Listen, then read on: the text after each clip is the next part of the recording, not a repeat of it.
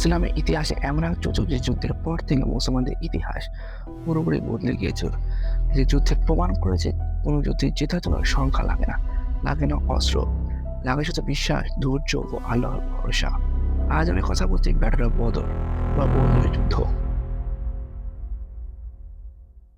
একদিন মুদ্রিত খবর এসেছে মক্কা থেকে এক বড়টি বাণিজ্যিক কাফেলা সিরিয়া থেকে মক্কায় ফিরছিল। তখন মুহাম্মদ সাল্লাল্লাহু আলাইহি ওয়াসাল্লাম সেই কাফেলাকে আটকানোর জন্য 313 জন সাহাবীকে নিয়ে একটি বাহিনী তৈরি করেন। তাদের কাছে ছিল 2টি ঘোড়া ও 70টি উট। আপনাদের মতো অনেকে বলতে পারেন, মুহাম্মদ সাল্লাল্লাহু আলাইহি ওয়াসাল্লাম কেন সেই কাফেলা দিয়ে আটকানো যাবেন? এটি জানার জন্য আমাদের সেই সময় জানতে হবে, যখন মুসলমানরা মক্কা থেকে নির্যাতিত হয়ে মদিনায় আশ্রয় নিচ্ছিল, তখন তারা তাদের ঘর বাড়ি সম্পদ সকল কিছু মক্কাতে ফেলে রেখেছিল। তখন কুরাইশরা মুসলমানদের আরো কষ্ট দেওয়ার জন্য তাদের ঘর বাড়ি ধ্বংস করে দেয় এবং তাদের সম্পদগুলো লুটপাট করে নেয়। আর আবু সুফিয়ান যে কাফেলা নিয়ে মক্কায় ফিরছিল, সেগুলো ছিল মুসলমানদের লুট করা সম্পদ। এই কারণে মুহাম্মদ সাল্লাল্লাহু আলাইহি ওয়াসাল্লাম 313 জন সাহাবী নিয়ে এই বাহিনী তৈরি করেছেন। তাদের আসা খবর শুনে আবু সুফিয়ান এক মেসেঞ্জারকে পাঠান মক্কাতে। সেই মেসেঞ্জার তিনি মক্কাতে গিয়ে মক্কাবাসীদের বলেন, হে মক্কাবাসীরা, মুহাম্মদ 313 জন সৈন্য নিয়ে আমাদের কাফেলার উপর হামলা করতে আসছে, আমাদেরকে সাহায্য করো।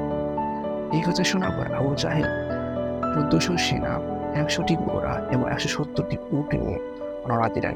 কিন্তু অন্যদিকে খবর আসলো আবু সুফিয়ান তার কাফেলা সহ নিরাপদে মক্কায় আসছেন। এই খবর শোনার পর কুরাইশদের মধ্যে অনেকে বলা শুরু করলো, আবু সুফিয়ান ও তার কাফেলা নিরাপদে ফিরে আসতে, তাহলে যুদ্ধ করা কোনো দরকারই নেই। কিন্তু আবু জাহেল বলল, না, আমরা তারপর যুদ্ধ করব, আমরা তারপর মুসলমানদের সাথে যুদ্ধ করব এবং তাদেরকে চিরতরে শেষ করে দিব। কিন্তু কুরাইশদের মধ্যে অনেকে এই কথা একমত ছিল না। এই জন্য যুদ্ধের একদিন আগে 400 জন কুরাইশ যুদ্ধ না করে মক্কায় চলে যায়। অন্যদিকে মুহাম্মদ সাল্লাল্লাহু আলাইহি ওয়াসাল্লাম তার সৈন্য সহ বদরে পৌঁছান। তারা যখন যুদ্ধের প্রস্তুতি নিচ্ছিলেন, তখন এক সাহাবী মুহাম্মদ সাল্লাল্লাহু আলাইহি ওয়াসাল্লামকে এই পরামর্শ দেন, তারা যেন বদরের প্রতিটি কুয়া দখল করে নেয়, যাতে কুরাইশে পানি পান করতে সময় না পায়। তখন মুহাম্মদ সাল্লাল্লাহু আলাইহি ওয়াসাল্লাম এই পরামর্শ অনেক পছন্দ করেন। তখন মুসলমানদের আদেশ দিলেন বদরের প্রতিটি কুয়া দখল করে নিতে। তখন মুসলমানরা তার কথা মতো প্রতিটি কুয়া দখল করে নেন। যুদ্ধের আগের রাত্রে অনেক বৃষ্টি নামছিল। সেই রাত্রে মুহাম্মদ সাল্লাল্লাহু আলাইহি ওয়াসাল্লাম যুদ্ধ নিয়ে এতটা চিন্তিত ছিলেন, তিনি আল্লাহর কাছে অনেক দোয়া করছিলেন। তিনি এরা বলছিলেন, হে আল্লাহ, আর যদি অল্প সংখ্যক দল যদি ধ্বংস হয়ে যায়, তাহলে পৃথিবীতে আর কেউ তোমার ইউজ করতে পারবে না। এভাবে তিনি আল্লাহর কাছে সাহায্য চাইলেন ও আল্লাহ তার দোয়া কবুল করলেন।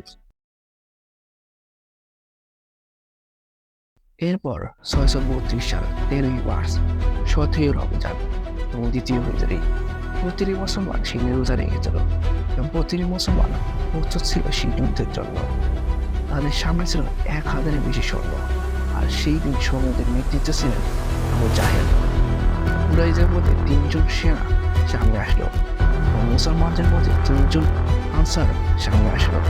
কিন্তু সেই আনসারদের দেখে আবু তোহা বললেন, তোমরা কারা? আমরা আমাদের ভাইয়ের মাথা কাটতে চাই, যারা এখন আমাদের ধর্ম প্রত্যাখ্যান করেছে। তখন মুসলমানরা সে আনসারদের পরিবর্তে 3 জন মুয়াজ্জিনকে পাঠান, যাদের মধ্যে ছিলেন হযরত হামজা রাদিয়াল্লাহু আনহু, হযরত উবাইদা রাদিয়াল্লাহু আনহু এবং হযরত আলী রাদিয়াল্লাহু আনহু। তারা সেই 3 যোদ্ধাদের সাথে যুদ্ধ করেন এবং তারা সবাই সেই যোদ্ধাদেরকে হারিয়ে দেন। কিন্তু হযরত উবাইদা রাদিয়াল্লাহু আনহু তিনি গুরুতর আহত হয়ে পড়লেন। এরপর শুরু হলো আসল যুদ্ধ। কুরাইশরা মুসলমানদের উপর হামলা করলো। কুরাইশরা ভেবেছিল মুসলমানদের সহজে হারানো যাবে, হয়তো কিছু সময় লাগবে। কিন্তু সময় যত যায় মুসলমানরা পিছু পা হয় না, উল্টো কুরাইশরা পিছু পা হয়। সেদিন মুসলমানরা এতই আত্মবিশ্বাস ছিল যে কুরাইশরা সেই বিশাল বাহিনী নিয়েও তাদের হাতে জিততে পারেনি।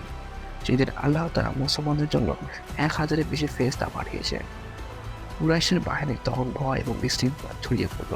ইসলামের সবচেয়ে বড় শত্রু আবু জাহেল 2 কিশোর আনসার সাহাবীর হাতে গুরুতর আহত হন। পরে তাকে হত্যা করে আব্দুল ইবনে মুসাদ রাদিয়াল্লাহু আনহু। তার মৃত্যুতে কুরাইশরা যুদ্ধ থেকে পালানো শুরু করে। জয় হয় মুসলমানদের। এই যুদ্ধে 70 জন কুরাইশ নিহত হয় এবং 70 জন বন্দী হয় এবং মুসলমানদের মাত্র 14 জন শহীদ হয়। আর এটি ছিল মুসলমানদের ইতিহাসের প্রথম যুদ্ধ এবং প্রথম জয়। আর এরপর থেকে এই যুদ্ধের ইতিহাসে পরিচিত হয় ইয়মুল ফুরকান, যার অর্থ হলো সত্য মিথ্যার স্পষ্ট বিভাজনের দিন।